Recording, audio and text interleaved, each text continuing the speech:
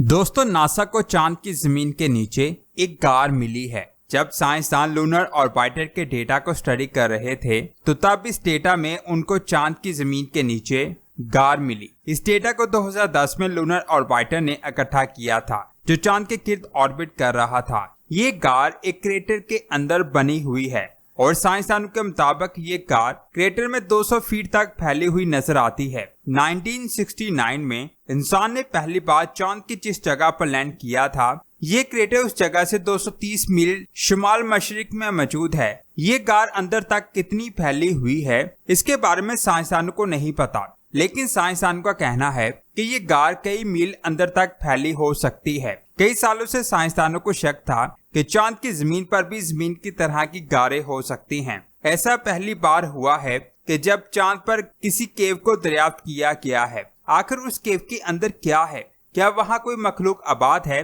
इसके बारे में साइंसदानों को नहीं पता, लेकिन उनका कहना है कि जब इंसान एक बार फिर से चांद पर लैंड करेगा तो इन गारों में वो जाकर कई माह तक जिंदा रह सकता है। या ऐसे भी कह सकते हैं ये केव्स चांद पर बेस कैंप हो सकती हैं। ये केव चांद की नियर साइड पर मौजूद है। ये वो साइट है जिसको हम जमीन से देख सकते हैं। इस साइट पर बहुत कम क्रेटर्स मौजूद हैं, लेकिन चांद की दूसरी साइड में बहुत ज्यादा क्रेटर्स मौजूद हैं। हो सकता है उनमें कई क्रेटर्स में केव्स मौजूद हों। इन गारों के अंदर जाकर चांद पर सूरज से आने वाली रेडिएशन से बचा जा सकता है। अब इन गारों के अंदर क्या है, क्या वहाँ का माहौल इंसानों के रहने के काबिल है या नहीं, इसके बारे में किसी को कुछ नहीं पता। इस गार की तस्वीर को आप अपनी स्क्रीन पर देख सकते हैं।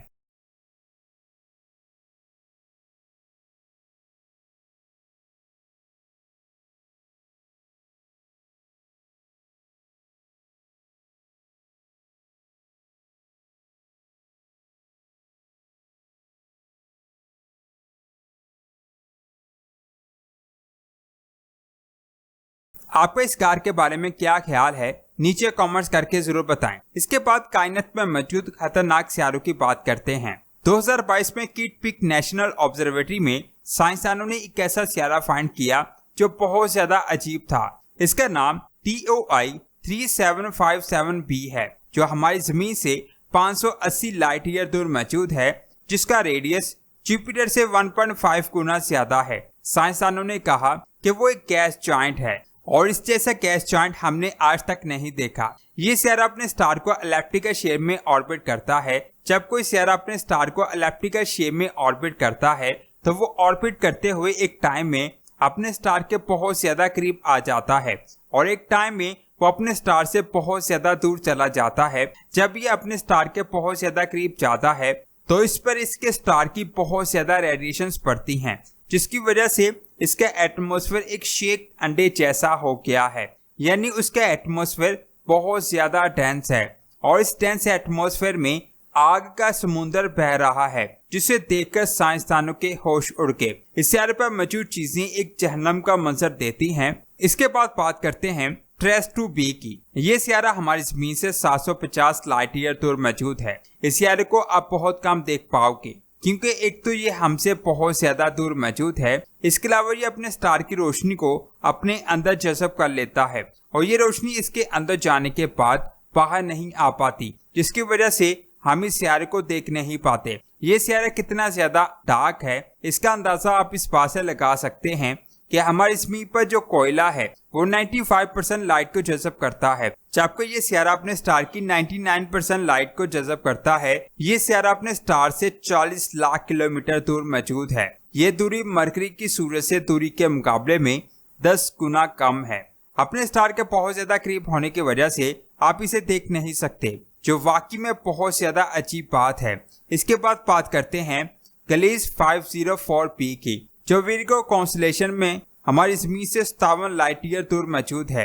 ये सियारा अपने स्टार से जुपिटर से ज्यादा दूरी पर मौजूद है। अपने स्टार से बहुत ज्यादा दूर होने की वजह से इस पर बहुत कम रोशनी पहुंच पाती है, जिसकी वजह से इसे भी डार्क वर्ल्ड कहा जा रहा है, लेकिन ये अंदर से बहुत ज्यादा रोशन है। जब इस पर इसके स्टार की रोशनी पड़ती है तो वो रिफ्लेक्ट हो जाती है, जिससे ये बाहर से डार्क नजर आता है, लेकिन इसकी कोर की वजह से इसके अंदर की रोशनी इसके अंदर ही जमा होती रहती है, जिससे ये अंदर से बहुत ज्यादा रोशन है। जब कभी अल्लाह के हुक्म से इसके ऊपर वाली सतह हटेगी तो ये आपको एक चमकते हुए स्टार की तरह दिखाई देगा और ऐसा सितारा साइंसदानों ने आज से पहले कभी नहीं देखा। इसके बाद बात करते हैं GJ1214p की। ये सितारा हमारी जमीन से 42 लाइट ईयर दूर मौजूद है। साइंसदान कई सालों से हमारे सोलर सिस्टम से बाहर किसी भी सितारे पर पानी को फाइंड करने की कोशिश कर रहे हैं, लेकिन इस सितारे पर पानी का बहुत बड़ा समुद्र मौजूद है। इस सितारे का साइज हमारी जमीन से 3 गुना ज्यादा बड़ा है। इस पर मौजूद पानी का मास इसके पूरे मास का 10% है, जबकि हमारी जमीन के समुद्र का मास बहुत कम है। हमारे समुद्र का सबसे डीप पॉइंट इतना है और इतनी गहराई में भी ऐसे ऐसे राज छुपे हैं जिसके बारे में हम आज तक नहीं जान पाए। लेकिन उस सितारे के समुद्र की गहराई हजारों किलोमीटर है और आप सोच भी नहीं सकते कि वहाँ क्या क्या छुपा हुआ होगा। इसके बाद बात करते हैं Kepler-10b की। यहाँ पर पानी नहीं बल्कि लावे के समुद्र बहते हैं, जिसकी वजह से इसे जहन्नमी सितारा भी कहा जाता है। ये हमारी जमीन से 560 लाइट ईयर दूर मौजूद है।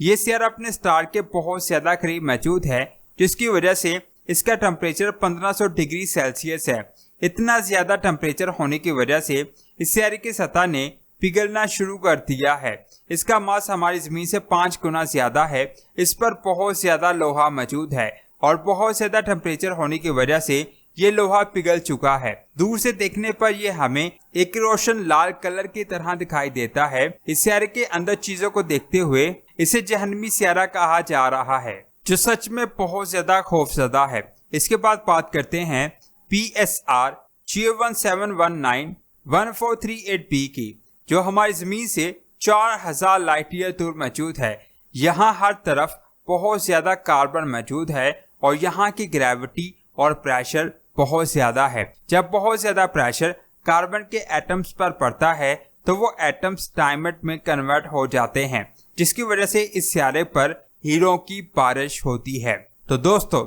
ये थी आज की शानदार वीडियो। आपको कैसी लगी नीचे कमेंट्स में लाजमी बताएं। अगर ये वीडियो आपको सच में अच्छी लगी है तो इस वीडियो को लाइक करने के साथ साथ इसे अपने फ्रेंड्स और फैमिली मेंबर्स के साथ लाजमी शेयर करें। और अगर आप ऐसी ही शानदार वीडियोस को देखना चाहते हैं तो हमारे चैनल स्पेस वर्ल्ड को सब्सक्राइब करके बेल आइकन को प्रेस करें। मिलते हैं एक और शानदार वीडियो में। अपना बहुत सारा ख्याल रखें। अल्लाह हाफिज।